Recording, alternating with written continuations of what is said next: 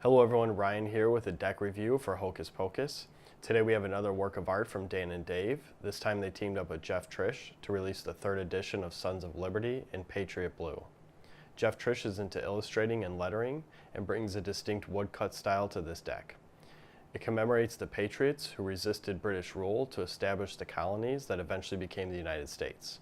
Highly detailed artwork inspired by history is incorporated throughout the deck, starting with the tuck case. A thick, full-colored blue stock was used for the box. Embossing combined with pewter and bronze foil give the tuck a deep, rich feel with highly contrasting lettering and imagery. The front of the tuck case features the name of the deck in a free-flowing and intertwined type, sculpted in a duller-than-silver pewter foil. Made in America arches over the top, with the Roman numerals for 1776 residing below.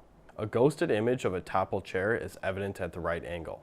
A pewter frame finishes off the box front. Both sides of the deck have a bronze foil cross-hatched background that wraps over to the back. A banner with writing drapes across each side. One reads the D&D Playing Card Company, while the other reads Designed by Jeff Trish. The bottom of the box contains the company's info and barcode. The top of the tuck flap features the name of the deck in pewter foil. 4 rows of bronze stars parallel the arch of the tuck flap, with Liberty or Death along the leading edge. The side of the tabs have what looks like a lit fuse on one end and a fork-tongued snake on the other. The interior is left solid blue.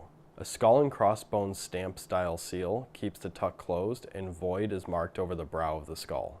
The back of the tuck case features the card back design image and a combination of sculpted bronze and pewter foil. A set of Masonic square and compasses frame 2 eagles with wings spread and claws grasping the bayoneted compass ends.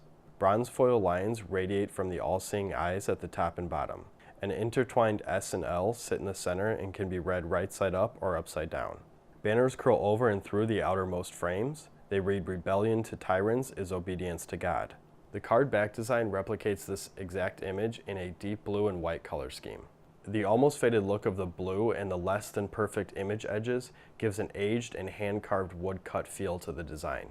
The color balance scales are tipped to the dark side, but just enough to give a heavy and impactful design without looking muddy or losing detail.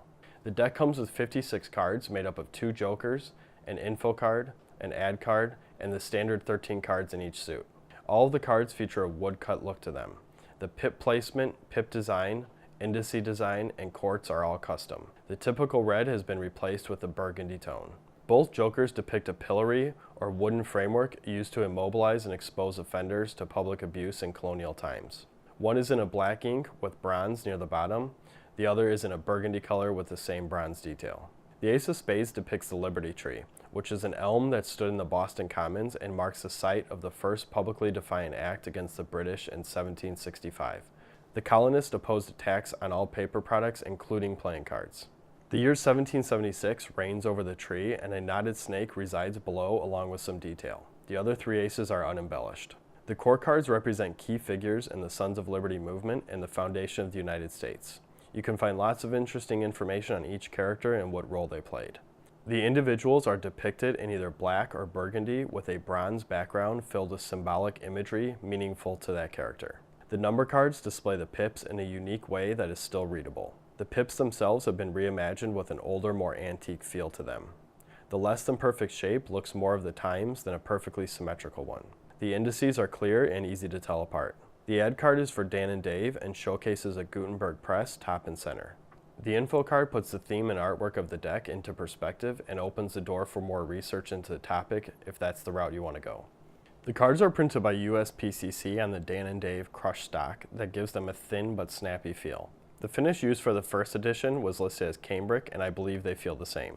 The cards weigh in at 1.661 grams each and measure out to 0.27 millimeters. The medium-sized borders measure out to between 3.2 and 3.8 millimeters. They're not as even as other Dan and Dave decks printed recently, but the free-flowing and loose design helps mask the slightly uneven borders. The deck handles really well. Out of the box, they're really slick and sturdy. They seem to stand up well to palms and aerial moves that bend or flex the card. They fan evenly, and after a bit of use, doubles and packet work is easier. Cardists looking for a deck in deep blue with a heavy design will appreciate this deck. The contrast between the faces and backs show well. Magicians who own the first or second editions can mix in a few cards for tricks that require the backs to change colors. The pips and indices are readable to both the audience and yourself. Gameplay might be a concern for the purist, but for those friendly card nights with friends that appreciate history or good art, this deck will work perfectly. Collectors can appreciate the contrast between the vibrant foil work and the deep blue tuck. The first edition sold out, and the second edition in white and gold was released in very limited amounts. This adds to the collectability of this edition and allows those that missed out on the first one to still own a bit of history. Dan and Dave, along with Jeff Trish, pulled off another great deck, paying tribute to the first patriots of our country while satisfying the needs of card handlers of all sorts. The stunning tuck case is enough for me, but if you're in it for the handling, you won't be let down. Dan and Dave are doing a great job of bringing to market cards with desirable artwork and themes and unique stocks and handling characteristics. I believe this is a direct result of their participation and active involvement with the community and end users. If you feel Sons of Liberty belongs on your shelf or in your lineup, click your way over to hocus-pocus.com and put a few in your cart. Thanks for watching, and stay tuned for more reviews.